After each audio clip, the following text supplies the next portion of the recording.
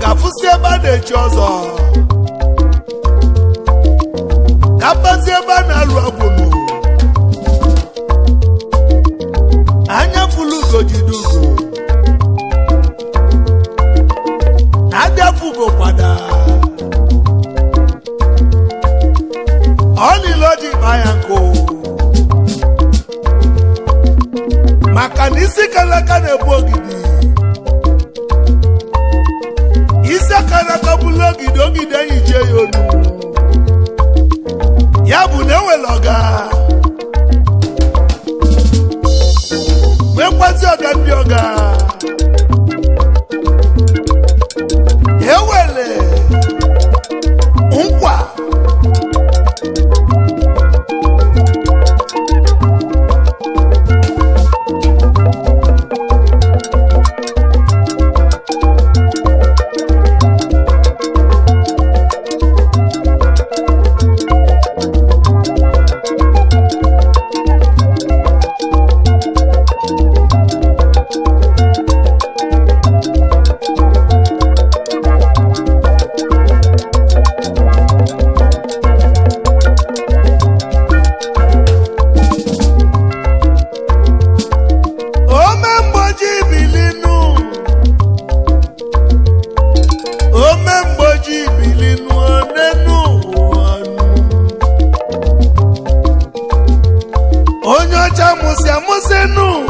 onye ọcha bịala ụwa n'ojinuo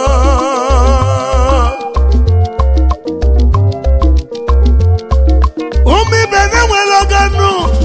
mana enwere ọga ndị ọganụ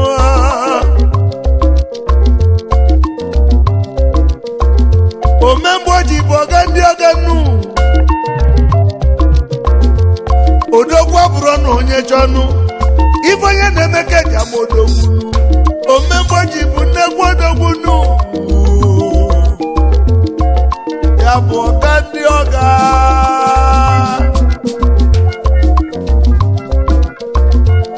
onye ọcha mụrụ na gọbala denu mana o jelu Jakarta bilinuo ije ụwa ebe abụko ji ebute ike nu Jakarta ka o ji ebute ike nu SS Power ike ka ike nu youngest landlord na Jakarta nu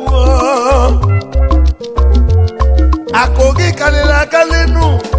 afọ gị karịrị akarị nu onye ka anyị na-ekwu maka ya nu omemgboji aga ndị ọga nu omemgboji ọga ndị ọga omemgboji na Jakarta onye mabili omemgboji onye ọcha nu omemgboji nnekwu odogwu omemgboji onye magaba n'iru na Chukwu na zunu onweli na nweli ibenu oji na ka ibe dị mmanụ omemgboji nnekwu odogwu omemgboji bilinu wayi omemgboji bilinu wayi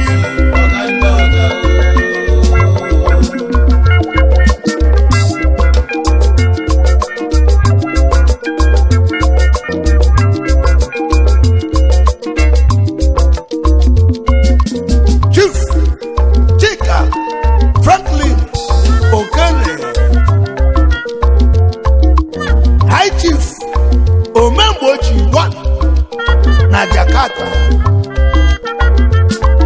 nwachi na-emeli benu na ụmụ oyi meri enwe na ngọbala omemgboji wanu na Jakarta nu onye manigadio ezomoto ara na-ezo nwa na Jakarta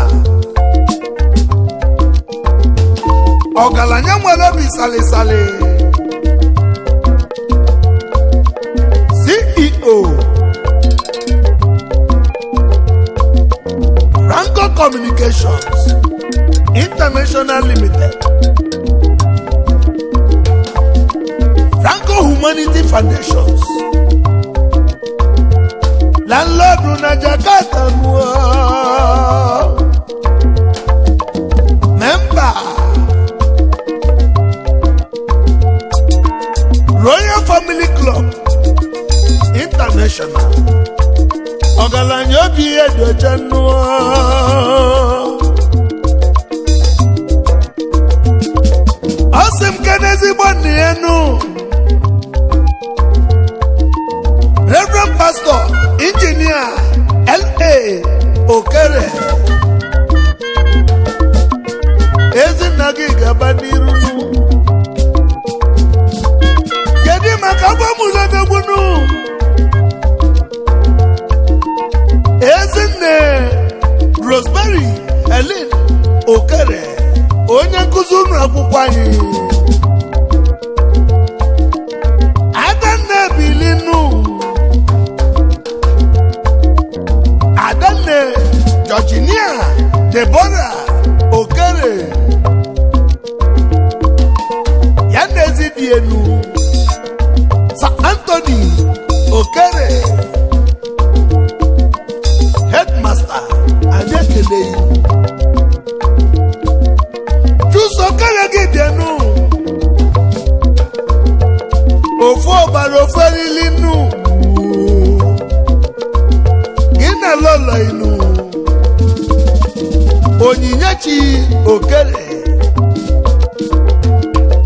ome mgbojisi mụ kedebenu, nwanne gị enu, Sakanedi Okere, onye eze na Jakarta nụ, ofu ọbala ofu elili nụ. Kedu maka ezi ogolinu Lolo Chinyere Okere, Mama Manda Bilinu, nwanyị ọma n'ịchalachanụ.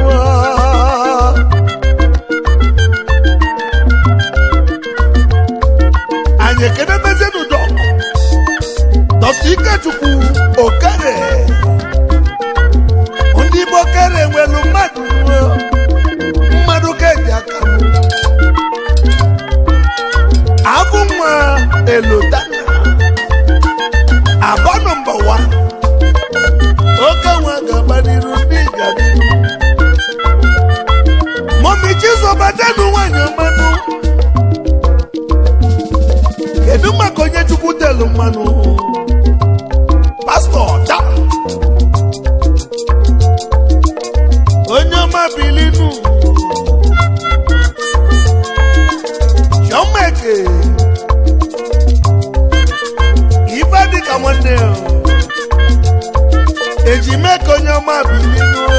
egwu nkenele, Ọgọbụchi onye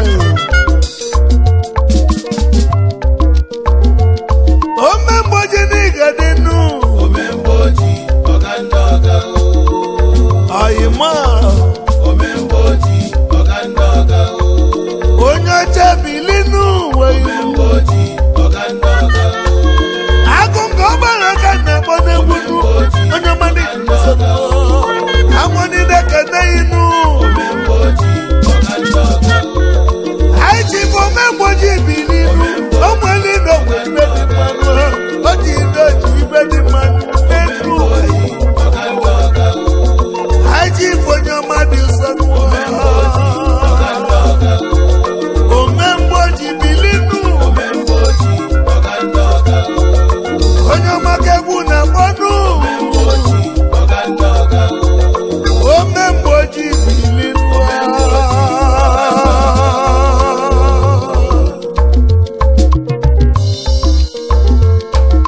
asị m kenebenu ndị ezi ohi ya nụọ, ezi ohi kajọ nwanne mmanụ. Anyị ekenebezienu Prince Edward Ozioma Promise, Legacy na Jakarta onye ọma Bili, si nnekwu odogbunu agụ nwa n'ihite ụbọma ọnụ na-eri adịgo kọmited onye ọma na-azụ okwe ndị ọcha nụ Nene Chukwu gozi egozinu na Jakarta omemgboji ekene iwu ezoyibilio ka ejebenu n'irepunu eje zute nwa ka nwanu injinia Chijioke Nwachukwu ahịa zụwanu onye ijeriro ọgaranya nwere obi nwanne nu ahịa zụwanu dị musonu onye ọcha hime mba nọ German Brothers Club International akụkọ kalie kali nụ onye ọma bilio ka anyị jebe Malaysia ọ bụ onye ka anyị na-achọ nụ Prince Samuel Chijioke ihere chọrọ onye ọcha n'ịdị musonu ya millionaire Managing Director Jamin TNT Enterprises Jamin Creams and Cakes Jamin Care Humanity Foundation akụkọ kalili nụ onye otisi nwoke tupu Jamin Money nnekwu odogwu na mụ kenele enwere m chibu ike nụ isiba igwe akịkọ igwe onye ọma ga-aba n'iru nụ ojii n'odibe nụ CEO Akigbo Enterprises onye ọma n'ịdị musonu Harmony ekeneyi omemgboji si mụ keneyi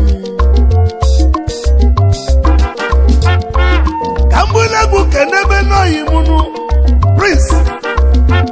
Chinedu Ụkachukwu Agụmba onye ọma n'ihi tụbọ maka isejenu agụnwa isi nwekenu eze molumba onye ọma n'ịdị musonu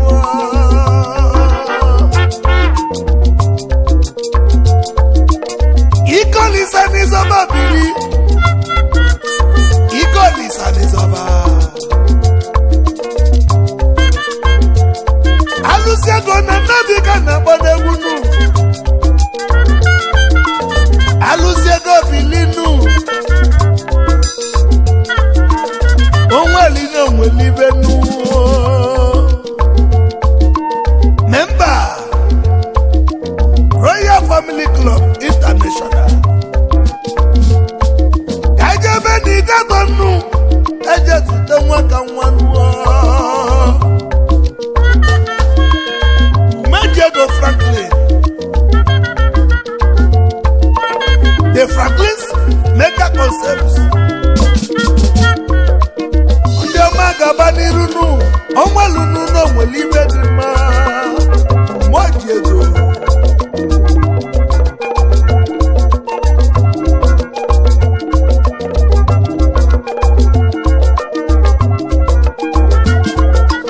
Kenneth Azubike onye ọma bili nụ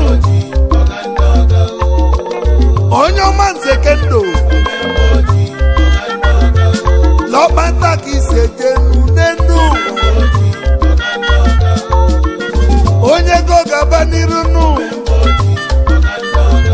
omemgbe ji si mụ kene inu onye ọma bilio Victor Zubiga bịanụ Too Fresh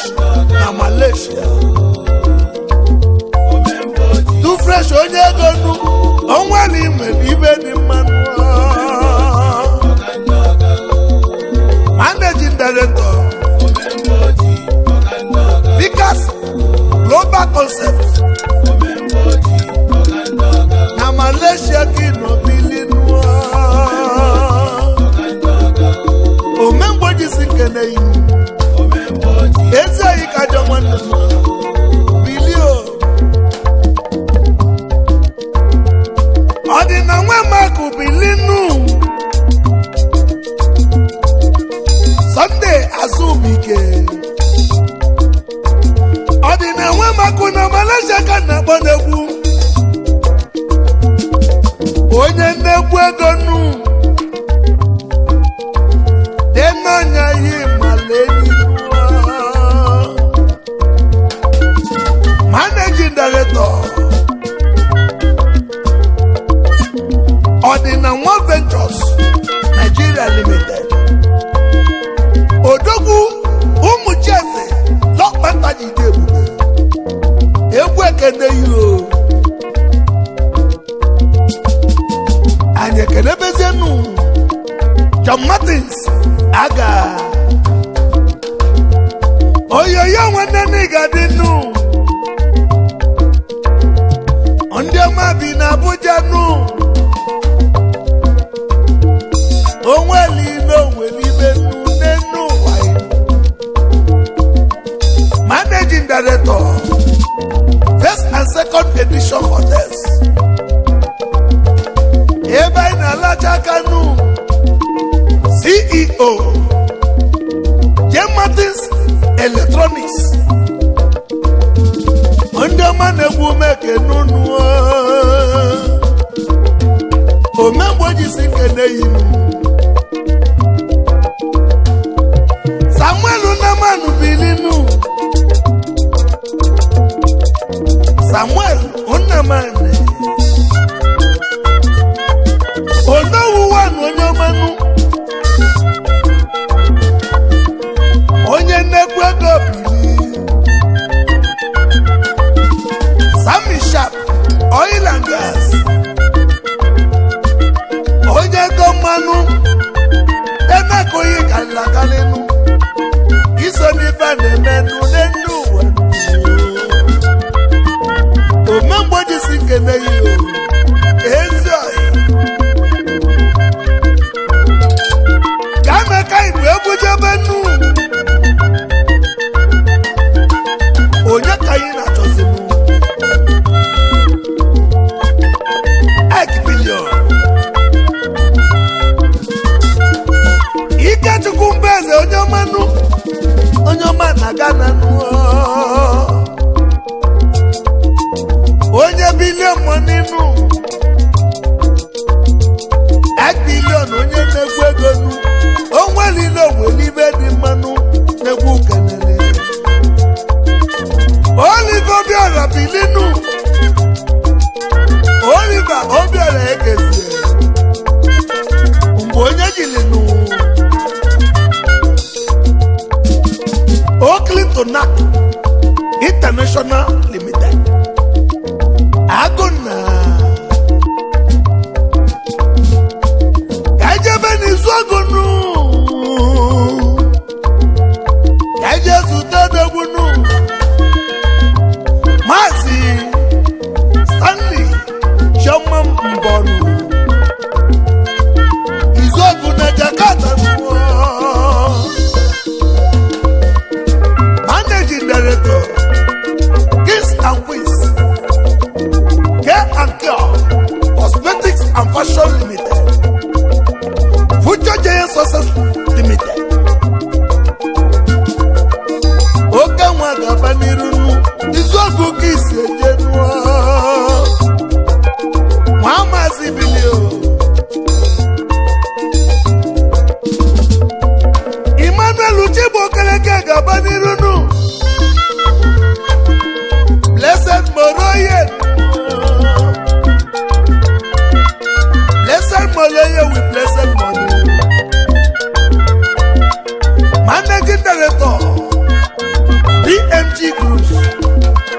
Moloyo onye gonu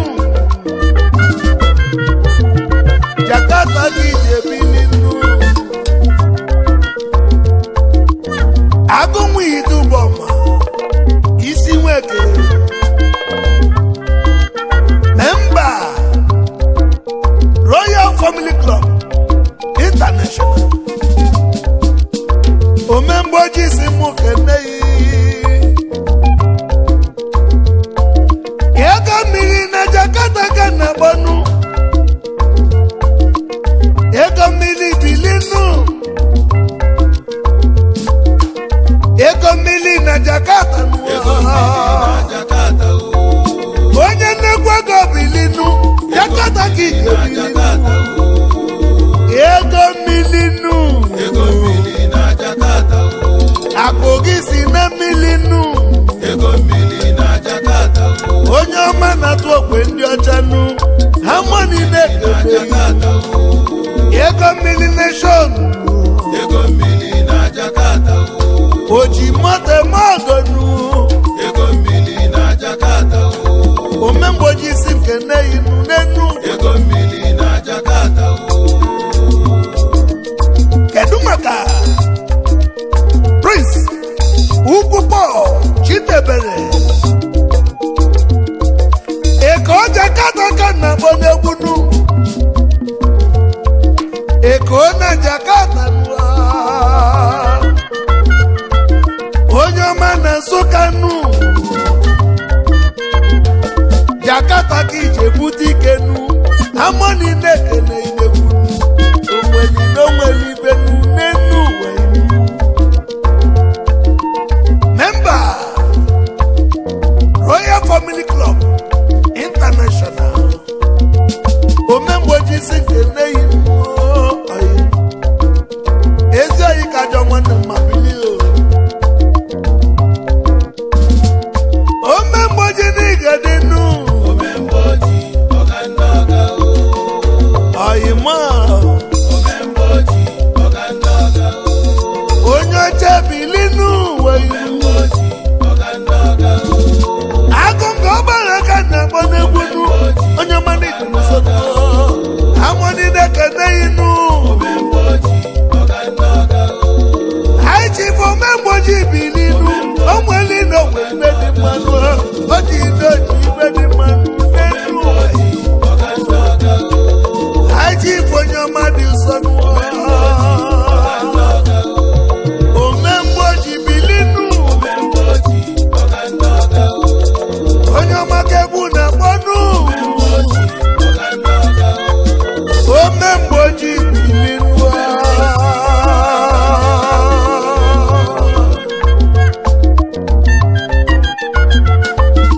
onye Mizuchukwu Franklin onye gonu onye go na Jakarta Zumato Global onye ọmana dị musonu Managing Director Zumato Global Company Limited onye ọma bilio kenelu munekwadogunu the guitar magician ọsịlani man onye gonu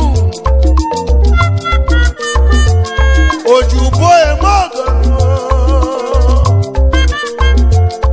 aka melu ụgbọ okpokpu isobili Prince Eke anyị ekeneghị onye ọma bilio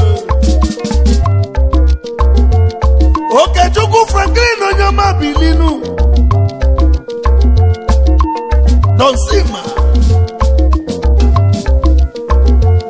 Donsima nnekwu odogwunu ọzọ pụlini ego Donsima CEO Donsima Estate New Owerri onye nnekwu ego obili